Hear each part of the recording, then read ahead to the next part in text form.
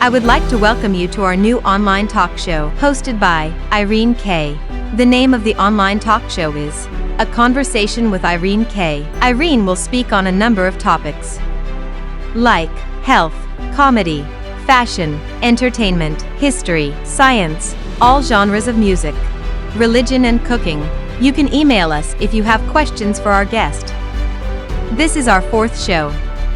Our guest today is Ms. Andre Prince Jeffries, owner of Prince's Hot Chicken. Prince's Hot Chicken is the original and remains the gold standard for hot chicken.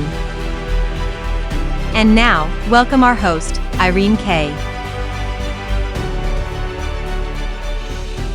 Good afternoon. Welcome to my fourth podcast show. Today, I'm honored to have as my guest Andre Prince, owner of Prince Hot Chicken. She will discuss a variety of things that we will find to be quite interesting. When she got started, how it all took traction, and celebrities that have visited Prince Hot Chicken, and people coming in from all over the world. So, with further ado, let me introduce you to my special guest, Andre Prince. Prince Hot Chicken, 5814 Nolensville Pike, Nashville, Tennessee. Our guest today is Andre Prince. She grew up being exposed to hot chicken. It has been in her family over 80 years. Started by her uncle Thornton Prince, it was known as a late-night place. The restaurant wasn't open until 6 p.m. During the week, when everyone got off their regular jobs, it was open until midnight. On weekends, it was open until 4 a.m.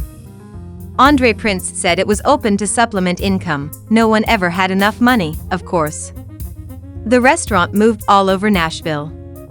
It started about 80 years ago. They didn't keep records, so she can't pinpoint a particular day, but it has been traced back as far as 1936 in the state archives. Former Mayor Bill Purcell did research when he was at the Kennedy Center at Harvard. As far as his research went, he concluded that the Prince family was the first in the country to cook chicken as spicy hot. He started the Hot Chicken Festival and exposed us to the world. It has caught on like wildfire. Nashville Hot Chicken has reached astronomical popularity / nationwide acclaim, with copycats everywhere. It's a cultural phenomenon, from artisanal hot chicken places to the most basic fast food chains. First, when she took over, she changed the name from Barbecue Chicken Shack. She never knew why her great-uncle chose that name, because the chicken was never barbecued. Andre Prince wanted it to be associated with the family, the Prince family. She only remembered the chicken one way, hot. So she chose Prince's Hot Chicken. And now, welcome our guest, Andre Prince. Welcome to A Conversation with Irene K. Delighted to be here. Thank you. Never in all my years could I have imagined that a chicken would be paying my bills. I am Andre Prince, born here in Nashville, Tennessee, in the North Nashville area, attending the public schools in the area and Tennessee State University. My mother, at my mother's suggestion, as I was divorcing my spouse, decided that I should take over the business that had been in my family for many, many years. She had discussed it with my great uncle, Will Prince, who took over as ownership when Thornton Prince passed. The way it all came about, was due out of a reaction to a behavior that was hurtful. I give credit to a lady instead of my great uncle because we really don't know how it started. It started way before he acquired a building in 1936 at 28th and Clarksville High. No, it was 28th and Jefferson Street where it was first located. But prior to that, it was cooked out of the house and sold, I speculate, that it was sold out of the house for several years. Back then, everybody had main jobs. But this was created to supplement the income.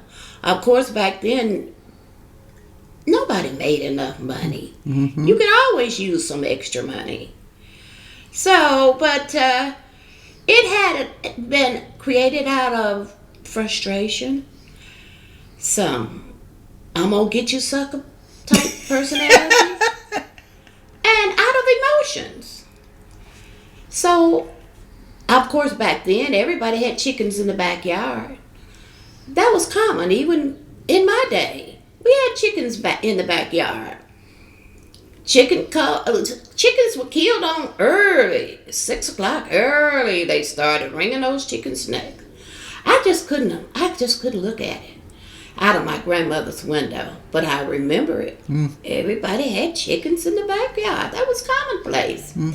And most time when we got together early on Sunday mornings, it was like a buffet. You pulled everything out of the refrigerator that was leftovers, and everything came on the table.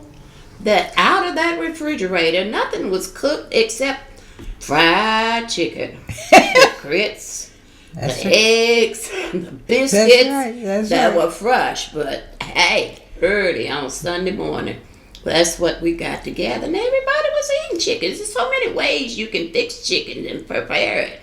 So it was just commonplace. We just took that chicken for granted. But my great uncle took it a little step farther. He liked his punishment. It was done out of punishment, more than likely, because he stayed out all night. He was a ladies' man. I remember him as a child as being tall, good-looking, very jovial. He was just happy-go-lucky. He was just a beautiful person. So when you say out of punishment, explain that. Well, evidently, if you have a lady friend or a spouse, yes, that consider themselves their number one, and if you going out and stay all night, okay, and coming in the wee hours of the morning, she expressed herself. More than likely, whatever was available in that house at that time. And who didn't like fried chicken? So you gonna get to the person through their stomachs, their food. That's the best way. Hey. Okay. And she did. Okay. She expressed herself. She let him know. Evidently, she was a lady of little words. But her actions spoke for her. And, hey, he bit into it. That's something to talk about. Yes. Hey, she was angry. So she let him know. But we had no idea that anger would still be carried out today. And that anger was a result of him staying out all night. Okay. I mean, hey. You got to get some punishment some kind of way. All right now. It was for revenge. Okay. But with my great uncle being married 5 times, we have no idea who that lady could have been. None whatsoever. At least I haven't been told. Okay. But that's listed at the state archives. At the state archives. He was married 5 times. 5 times, state archives. Who could keep up with that? My goodness. But to me, he was a beautiful person who would come to visit my grandmother who lived next door to us. several times out of the year. And we would just always have such a good time. He had the prettiest white hair that I just was always in awe. Yes. Never realizing I'd be in the chicken business. Now, when I took over at the suggestion of Wilhelmina Prince and Maud Prince in 1980, she was tired, Maud.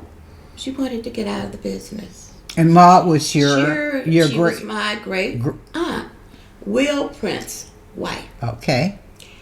And Bolton Prince worked for Maud. He was related to Maud Prince. A lot of people are getting that confused. Polk was in the family of Maud Prince. He ran the restaurant at that time called Barbecue Chicken Shack for Maud Prince. Which I understand was started in 1936, am I correct? They acquired, my great uncle Thornton Prince acquired a building at 28th and Jefferson in 1936. Look it up.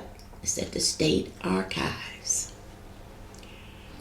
After he acquired a building, now prior to that, he more than likely had people to cook it out of the house. Which house it was, we have no idea prior to that. But it, by word of mouth, became so popular, he had to get a bigger place. So that's where the restaurant came. It was called, why he called it Barbecue Chicken Shack. It was cooked out of large cast iron skillets back then. It had a barbecue taste, but it was never barbecued. And that's why I changed the name. When I took over in 1980, August of 1980, to Prince, recognizing the family name and remembering as I was growing up, that to me, when my father would bring it home late on Saturday nights, we were in the bed, asleep. But when we would get up to go to Sunday school early on Sunday mornings, we started looking for that greasy brown bag on the stove. My father only bought on no more than 2 pieces. Now, what time did you open? Back then, it was open at 6 o'clock in the evenings till 12 midnight during the week. 6 o'clock till 4 a.m. on Friday and Saturday. But I changed the times when I took over and renamed it. For a while, for a year, it was open. I opened it as Prince Hot Chicken at 6 o'clock when I got off from work, from the Metro Courthouse, working as in the tax assessor's office as in under Clifford Allen. I got off at 4:30, and I too opened up at 6 o'clock to midnight. And on Friday, it was open at 6 to 4 a.m. On Saturday, it was open at 4, I think, 4 to 4 a.m. However, people started to request it being open for lunchtime. After I had worked at what year was this? that was probably in 1981. When they started requesting. Started opening at 12 noon. Okay, and you closed at what time? We opened at 11. Prior to that, my father was helping me out during lunchtime, and we closed at 2 o'clock until my father, when he would take it from lunchtime to 2 o'clock, and then I'd reopen after I got off from work. But finally, it got too much for him, and that's when I retired. Well, I might as well retired, but it was about 10 years after I was at the at the Metro Courthouse that I decided to just go full time. Andre, before we get too far forward, I must revisit you on your mom who is it your mom that had breast cancer? My mother. Okay, and that you at the time in your 30s, you own your own home, but I find it to be so interesting how you left your own house that to this day you still own, but you never returned to reside there.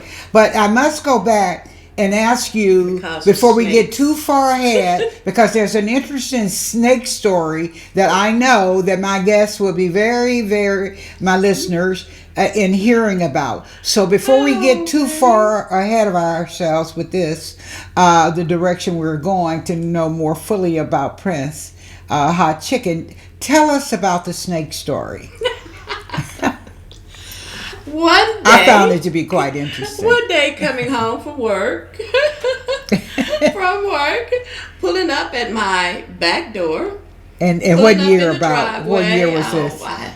I can't remember all of these years, but pulling up in my driveway. Okay. I attempted to step up on my back porch step. There was a snake. Raising my leg to avoid the snake, up higher, to step up higher. There was another snake.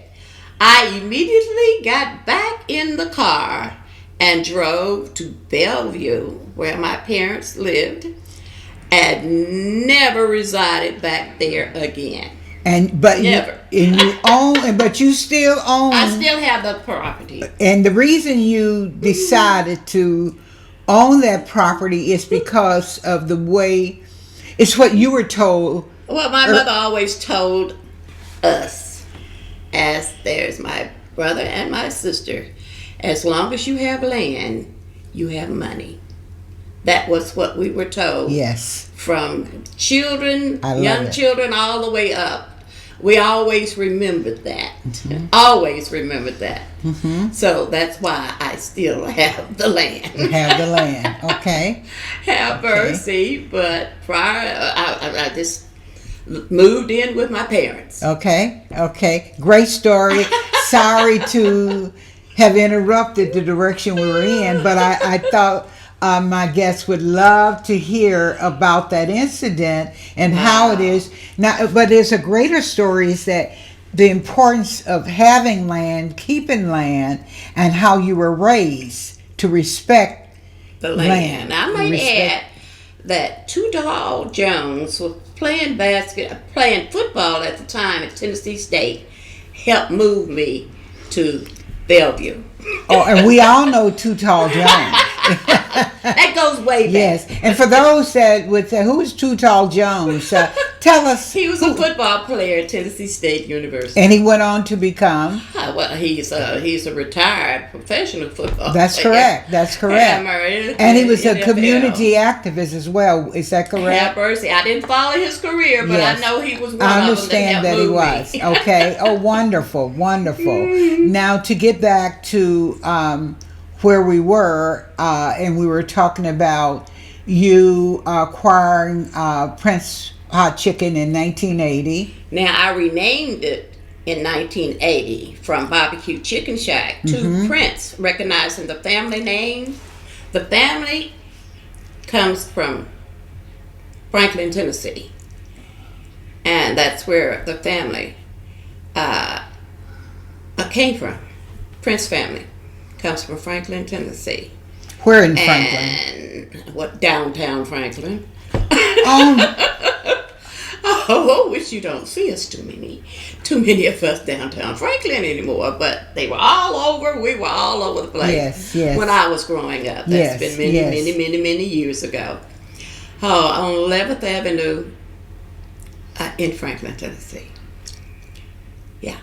You know, and that is so interesting because here recently I was asked to serve on the committee, and they want greater diversity on that committee, and you don't have to tell me today, but I will visit on the 24th of May, and I'm inviting you to come with me to be my guest, and I will make certain to pick you up. We'll dine out, anything it takes to make sure that we are represented, because better than anything that I can say is that you have history here in Franklin. Isn't it amazing how the Lord works? Isn't it amazing? Both my parents, Wilhelmina and Prince. See, I didn't know Bruce that. Prince were born in Franklin. See, and I did not know that. And then I have friends that they have a history out in Thompson Station. And, Leaper's Fork. Oh my God. I tell you, John Height, I don't know whether you know him. He sold his property, 200 and some acres. Now, he did the song Mississippi Phone Book. And he's a great writer of songs, country songs. But you see, I'm gonna return this back to you, because I've been accused of taking over what I'm starting. So rather than do that, but just let me tell you this. I believe that people are not connected. It's a reason that we come together. We don't know why it is we come together, but like my podcast, the reason I started my podcast, Andre, is because I remember preachers telling me the story, not telling me, but the congregation, about the boxes lined up along the wall, and this guy was trying to get to heaven. Now, he wasn't on the other side of the gate, because when you're on the side of the gate, you're in heaven. But you're out in the administrative side of it, you're trying to get to heaven. So while on the other side, not yet where he's wanting to go, he saw all these boxes lined up along the wall. So he said, "Hey, what's in all those boxes lined up along the wall there?" And the reply from the person in charge was, "Those were all your gifts, but you decided not to use them." Wow. And it's like, I'm 77 years old. I talk all the time. Maybe over talk myself, but I talk all the time. So you need to start a podcast. A lot of people that are inspiration to you, and certainly you are an inspiration to me. Wow. And to have invited me to come to your location there on Noblesville Pike, I think I put as many as 5 trees there, and one was a 14-footer, and I was up on the ladder, and the young people would come in and say, "Ma'am, can I help you?" I said, "Well, at the day you start helping me, that's the day I can't do the work, because as a Christmas tree designer, I need to know these things, because I'll get up on the top of the ladder and I'll say, "Oh, it doesn't go here, it needs to go there." But I thank you. But and you have such a established clientele. People come in from all over the country, every day, all day. And when I did the farm tree, there was a lady that cried. She looked at that tree and she cried. She said, "It took me back to when I would visit my grandparents." But you see how you feed it into my life. You gave me something. And I'm always living appreciative of everything that people give me along the way. Now, I run my mouth, I ramble, and I do everything maybe some people would take exception to. But what I know is that every day a blessing show up. And you have been especially a blessing in my life. And you likewise. And having said all that, this way I'm talking now, you would think I'm saying it at the end of the show, right? So I'm going to put this back. Now, where we are at in 1980, which now, can you believe that's 42 years ago? And then you acquired it. And so from there, I promise you, audience, I promise you, I'm going to get back with my guest, who happens to be, thank God, my personal friend as well. And she's going to pick up from the various locations and the celebrities that have visited Prince Chicken.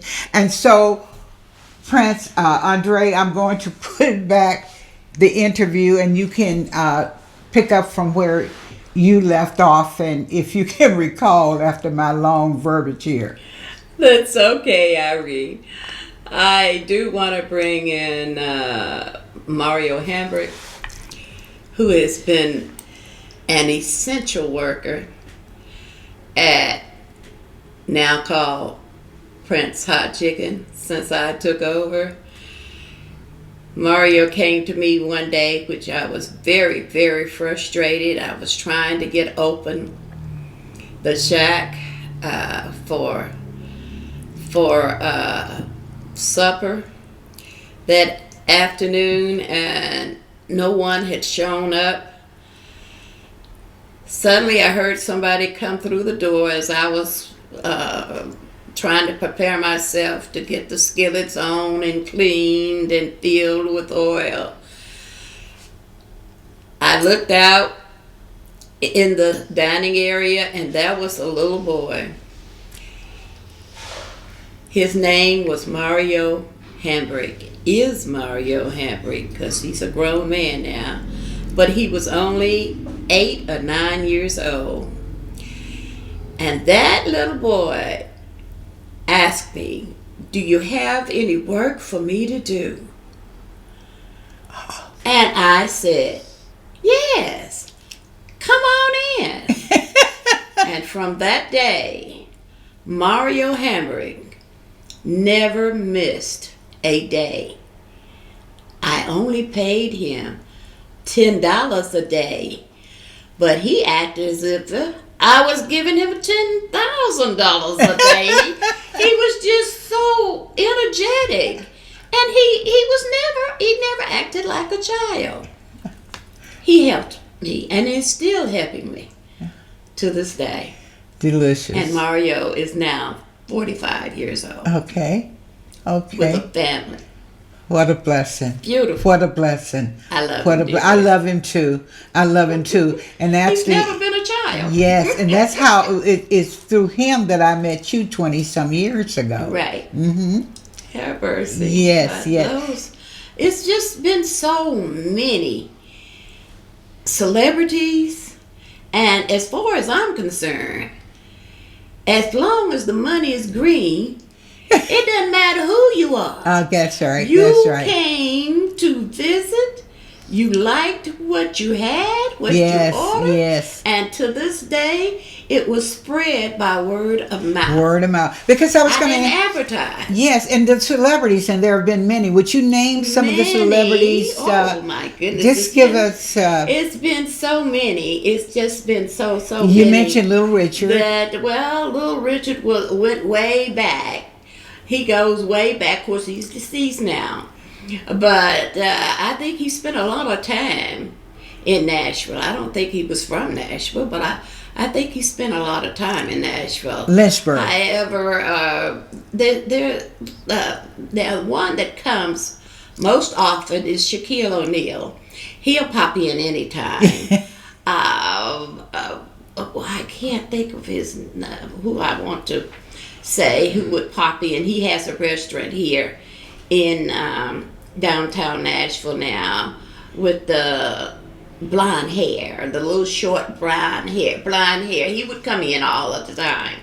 And Guy Fieri, that's whose name. That's his name, Guy Fieri, and he's a beautiful, beautiful person. Kathy Lee and Kathy Lee Gifford from Today Show. Oh, okay. Have Mercy did an interview there. There's been Garth Brooks' wife. Oh, I can't think of her name. That's why I hate to start naming names, because it's somebody you're gonna leave out. Yes, and I know she's a famous singer herself. Yes, she is indeed. But at the moment, my mind is going blank, and I'm sorry about that. Well, did you ever meet Garth Brooks? No, I haven't met him. You met his wife. His wife has done a film there. Yes. Recorded there. So hey, it's just been so many. Are you saying they actually filmed there at the restaurant? Oh, at the did hole they? In the wall. Yes. It's been many. It's been many. Okay. We have been the secret of Nashville for a long, long time. It just didn't happen. Just happened. However, former Mayor Purcell did a study when he no longer was mayor after serving 2 terms. He went on to become the director of the Kennedy Center at Harvard. And that is where he did research on hot chicken. He's been a customer way before I took over when he was in the legislature. And he now he started the Hot Chicken Festival here in Nashville almost wonderful. 15 to 16 years ago. So I want to recognize him because he is the one that did research on hot chicken many years ago, and that's when he discovered that we were the first in the country to cook and First fry in the country. chicken hot. So, Delicious. it goes way back, but there's no way I could have done all of this by myself. It's through many contributions from other people. Yes, yes. But he was initial in declaring that we were the first in the country. It got in all the major magazines, newspapers throughout the country and throughout the world, and that's when it became, and it was amazing. Recognized on all the main airlines, in the little booklets. Prince Hot Chicken was recognized, and that was my goal when I took over, to keep something in the family. Mom and pop places are disappearing so fast due to big business. Yes. Is there anything original anymore? Right.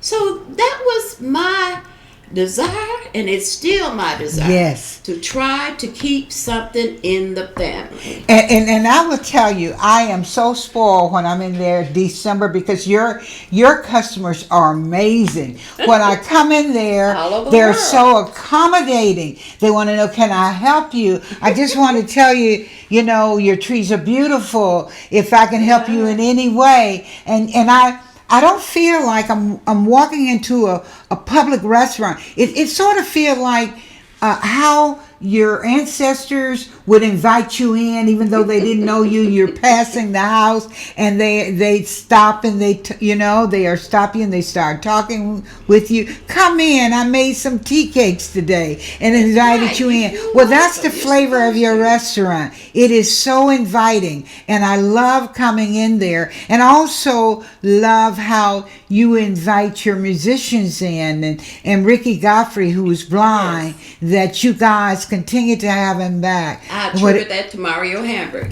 What you see, there again, you working in concert together, you, Mario, and then Mario with me, the trees, and you're liking my trees, and you always say, well, regardless, you make sure you put the lavender tree up, because that's my color. Beautiful. Yeah, they are beautiful. But so you mean, because you're not only you, but your customers, I feel like I know them, and I don't. They are actually strangers. I was there for a recent fundraiser. I won't name because I don't discuss politics on my podcast. I won't give the name, but they were just so delicious. They were wonderful, and I applaud you for your delicious food, that you're very consistent, and how you treat your guests. And then they come in from all over the world. And I happen to have missed Al Roker by one day a few years ago. But and so I'm going to give it back to you. Is there anything more we should know? Now, I will ask you this. Am I not correct when I say that in 1980, when you acquired the business, there were no other hot chicken places? I pinned the name Hot Chicken. I pinned the name Prince Hot Chicken to let people know, as far as my memory went, the chicken was hot when I was growing up. So I wanted to highlight that hot chicken. And that's why, that's where it came from. Holy Hot chicken mackerel. is now being sold all over the world. Do you hear that? You see, my little podcast that can only be successful if you put the word out there. Because I'm giving you information. I certainly did not know it, and I try to know stuff. So I want you to understand everything she's telling you, and the importance of knowing these things is so historical. And with the mayor Purcell letting you know in his studies, Harvard no less, that you are the first. You are the We are first. recognized That's as the the first. first Isn't that delicious? to introduce chicken fried hot in the country. Isn't that wonderful? And God I want is you good. to know, I've been offered, matter of fact, right now I'm supposed to be in Dubai. But I'm a big chicken and I am too scared to cross that ocean, 14 hours of the Indian Ocean. But I am supposed to be. I've been invited there 4 different times. Delicious. They have come to get me. But I'm a big old chicken. And that's why I'm sitting right here Yes. with Irene Kirchable. instead of being Yes. in God Dubai is good. right God now. is good. Ooh, I want to Have hug mercy. you. Ooh. God is good That God is good. all the time. Yes. And you see, I write my gratitude 28 years every single day. And I got this how I started 28 years ago. I was watching Oprah Winfrey 28 years ago, and this medical doctor, he said, while it cannot stop the obstacles of life from coming into your life, when you write your positive gratitude, you're able to get the strength you need. It's healthy for you. And I started, I never stopped. And I do know, long as I stay positive, and even in the eye of a storm, in the rain, God is right there with you. And it occurred to me that, I mean, why is it, people that you're not beneficial in their lives, but some kind of way they cross paths with you. Such as Oprah Winfrey. Yeah, because in Stedman, customer at when she worked for Channel 5 here in Nashville. She was one of she your is a Nashvilleian. And she was one of your customers? She was my uncle's customer. Well, she had moved away, but she had come there several times. And When Oprah, she worked for Channel 5. And she is a Nashvilleian. So Oprah, her uncle, which was Thornton, We were mentioned in her book, in one of her books. and Prince Hot Chicken under her, what is it? It was barbecue chicken shack. Barbecue Chicken Shack is mentioned in one of your books. But I'm going to say something, never would I say it publicly, but because of the knowing you and just because I can, Stedman, that was the last show he did when he was modeling. He used to model for me. And I would often say, Oprah's not the last one to see him in his underwear, because when I did my fashion shows, I developed a system where I would take the banquet tables, because prior to, the men and the women would go to the washroom, and I said, that's silly, because you go to the washroom, everyone can see what you're wearing. You have retail clothing, designer clothing, and then you're going to walk down the hall, everyone can see you. So I developed a system whereby I would rent a banquet room. I would put up the banquet tables, and then I would put the banquet tablecloths over the banquet tables. The men would be on one side and the women on the other side, the models. But I would have to check the men out and check the women out. So I that's how it is. I checked. You might say that was in Chicago. And oh, by the way, and that was in Illinois. But also for 8 years, I was the fashion director and producer here for the fashion segment of Senior Expo for 8 years at the fairground. Now, I'm saying all this because this is not an interview, by the way. It's a chit chat, like if you were at Chop House, Safaris, or places like that. We're just having a conversation. And so if I get off one thing and I'm on another, that's why. And so isn't it amazing though that I was always told, once a task has once begun, when I was a little kid, once a task has once begun, never leave until it's done. Be it large or be it small, do it well or not at all. And so with my talking with you, it's just amazing because of your consistency. You never change. Your food is always the same. And you have established a reputation. And like you didn't go out there, you didn't really have a large financial base. I don't ever see you on TV in commercials. So your all your business, word of mouth. Word of mouth. Where the locals eat. You see what I'm saying? Isn't that delicious? Isn't that delicious? It goes way back. It goes way back. Isn't that amazing? It is. So how do you sum up your history in the food business and your contacts? I want to say that there's no me without you. We're all connected one way or the other. Absolutely. Keep on coming so I can pay one more bill. I love it. Thank you for the recognition. I love it. I love it. So, Andre, who's your inspiration? And what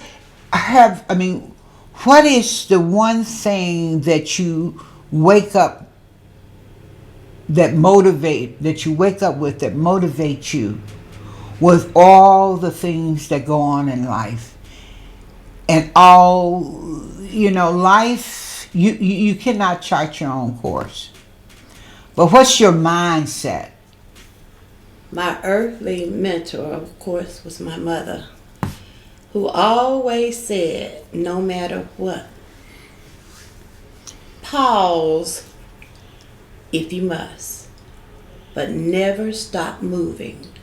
Life has many transitions, mountains, valleys, and of course, we were introduced as young children, growing up on our knees, praising our Heavenly Father, who's always with us. Once I was depressed, and I was going through some problems, and that was when I was in my house. I came across town in the middle of the night, jumped in my car, came across town in the middle of the night, drove up in the driveway. For some reason, I have no reason why, there was no reason why, but my mother's door and my father's door. My father was at work. He worked at night at the post office. But the front door was open for some reason in the middle of the night. And as I approached the front door, stepping up onto the porch, my mother was sitting there in a chair at the corner of that door. And I said, Mama, how did you know I was coming? She said, Sister, I didn't know. I just felt like you were. And I went in and I fell in her arms and I was crying, and she gently pushed me back a little and she said, Sister, what makes you think you're too good for trouble? From that point on, she said it in such a gentle way. She said, you're no better than Jesus. And she explained it. It it was so nourishing. I turned around. It was on a Saturday night. I turned around. Well, Saturday nights, early Sunday morning, I turned around, got back in the car, and went on back home to my 2 children and my husband at the time.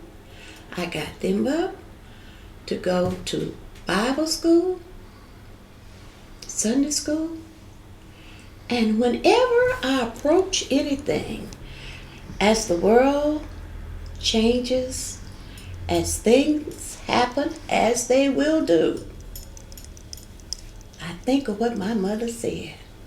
What makes you think you are too good for so trouble? Profound.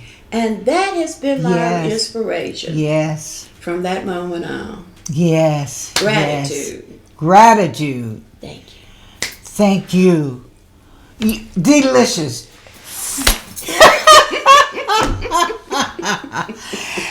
and we are going to end with my saying with my guest, Andre Prince.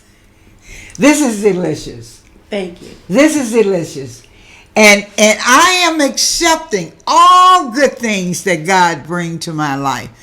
People are saying to, and I as I said in a previous interview, well, I can't believe you're 77, but how delicious is that? 77 and a brand new day, and keeping the right kind of attitude will favor you every time. And like let them know again, when you're depressed, what did your mother tell you? What make you think? You are too good for trouble. Hallelujah! There, isn't that delicious? That's true.